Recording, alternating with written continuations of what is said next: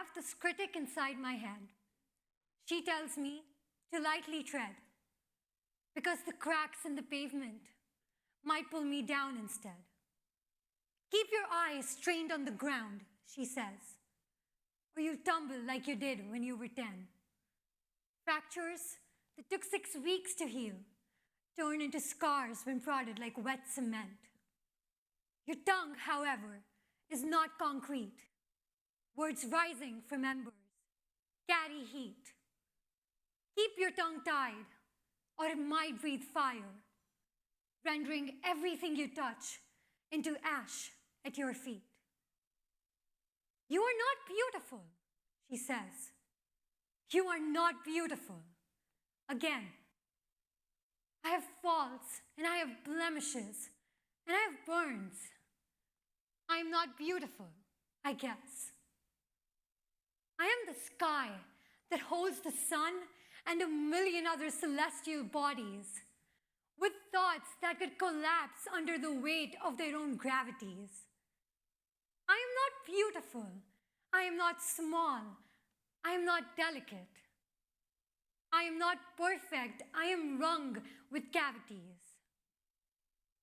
Holes in my teeth that mirror holes in my sheath. I am a sword that carries rust, soldered with gold that lies underneath. I am not my insecurities, but I am nothing without. I have known love and loss and crippling doubt. I have learned a lot, but I have multitudes to discover.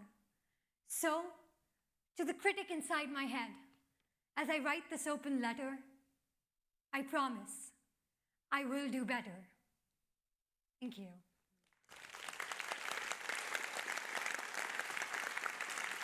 Thank you so much. So I did not realize how nerve-wracking it would be to stand here in front of all of you. To help me get rid of these nerves, why don't all of us engage in a small thought experiment? I want all of you to think of one word that describes you. You only have a second. Okay? Go. And we're done. When I think of one word that describes me, I think perfectionist. When I was 14 years old, I embarked on this grand journey to paint a 3 feet long painting. Now, in the 8th grade, I didn't really have a lot of challenging academics or time-consuming extracurriculars. I should have really been able to dive in and get this done with in a month, right? But no, I took almost an entire year to finish that painting. And I wouldn't say that it's completely finished, because whenever I pass by it in my mom's room, I still flinch at the sight of the uneven hands of the lady that I painted. I hate how her left eye is a little bigger than her right eye, and how she doesn't have feet and her dress is a little too diagonal for my liking. I mean, it is a disaster and I hate it. Now, I stopped painting regularly after that ambitious project of mine. But my tendencies didn't quite change or stop there. I had to translate my criticisms onto something else now that I didn't have a canvas. So, I moved on from that blank mesh of polyvinyl chloride and cotton to the patchwork. That is my skin. Look at my face. I look at my skin in the mirror every single day, right? And I realize how my skin is far from perfect. When I say far, I mean farther than the Mariana Trench is from surface level. Or, since this is not a science classroom, farther than Thor's hammer was from Thanos' head in the Infinity War. I look at myself in the mirror and I ask why I was born with sebaceous glands that produce oil faster than the speed of a Tesla. Elon Musk has a net worth of 22 billion US dollars. And my skin has brought me no money whatsoever. So what's the point, right? On the other hand, my skin has proven to be quite the drain because I go to the dermatologist at least once in 2 months. And the amount of money she charges is flat out ridiculous.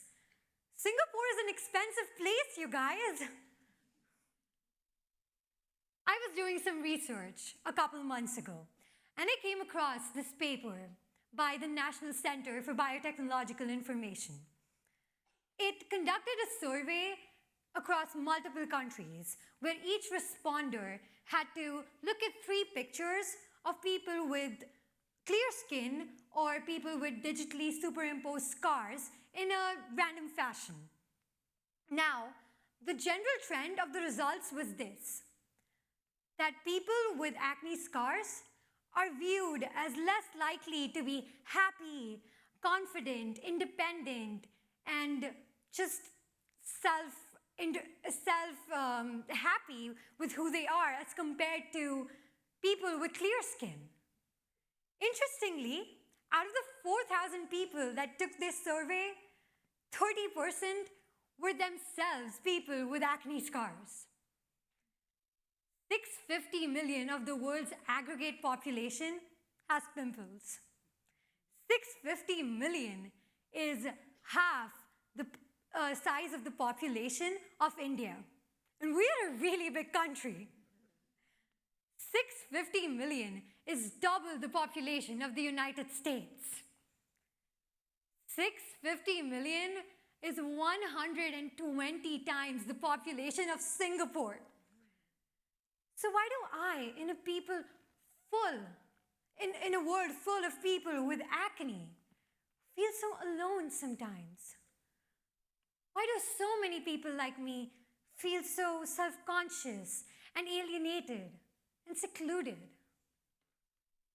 But my question to you here is this: does this pressure really come from society? Does it stem from within?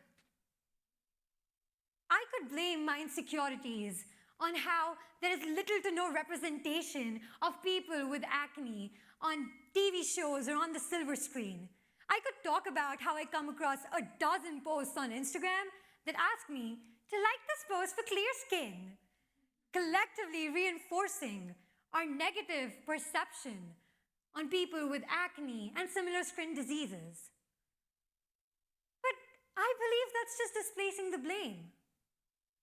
My insecurities say less about how society views me than they say about me.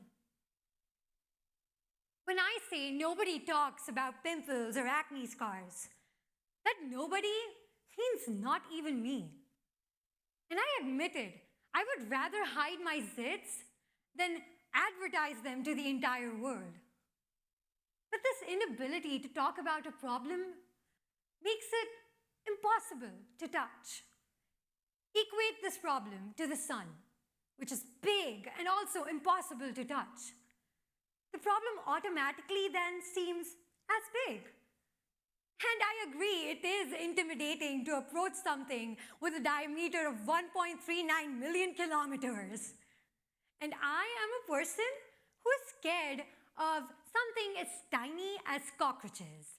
I live on the first floor in my condo, and I yell at the top of my lungs whenever I see any kind of bug, like lizards or cockroaches or ants. It's disgusting, and my house is basically a hotel reception for such bugs. I hate it so much. Anyway, I'm getting a little sidetracked. What I mean to say is that by not talking about this issue, I'm just exacerbating the stigma and discomfort that surrounds people with acne and other skin diseases. Who am I to complain when I'm myself a contributor to this issue?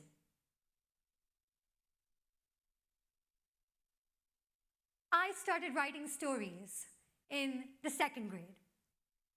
Now, those stories started out about a dog named Tommy and slowly blossomed into this outlet for thoughts that revealed way too much. Before I knew it, I was writing about every insecurity that plagued me. Whether it be about my body image issues or my excessive body hair, my introversion, or acne, I found that I could flip my thoughts into poems as easily as pancakes onto a pan.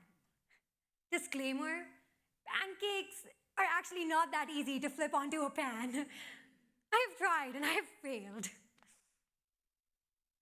But I realized then that this was becoming an outlet for me to discuss all these problems that I had, all these insecurities that bogged me down. It was helpful. This year, I'm getting a short story published in a school-sponsored anthology. Last year, during the ideation process, I asked myself why I would ever want to share my writing in the first place. And then I thought back to all those stories that I had read as a kid. And I remembered how I loved it when I could relate to a character in those stories. Whether it be me feeling hesitant with Percy Jackson when he was nervous to ask Annabeth out. I could feel angry with Harry Potter when Dumbledore refused to talk to him in the Order of the Phoenix. I am still frustrated about that.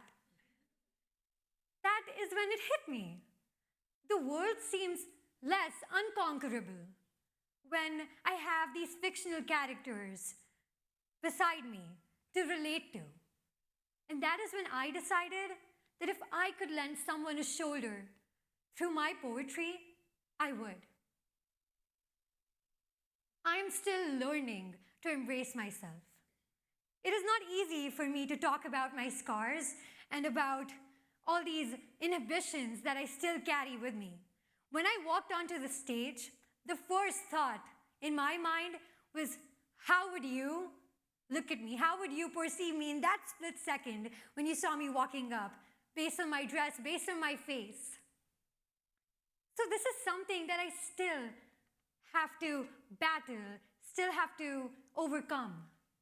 But my poems help me. Writing down my thoughts, expressing who I am, and being honest with myself is that one step forward in this process of loving myself and embracing my insecurities, because instead of flushing them out, I should just remember that they are part of me. Today, I challenge you to pick up your pen and write down your thoughts. Because every time you embrace yourself and express who you are, you make this world a more interesting place. Go share your thoughts with a family member or with a friend or just that piece of paper, but do it. Because trust me, interesting is so much better than perfect.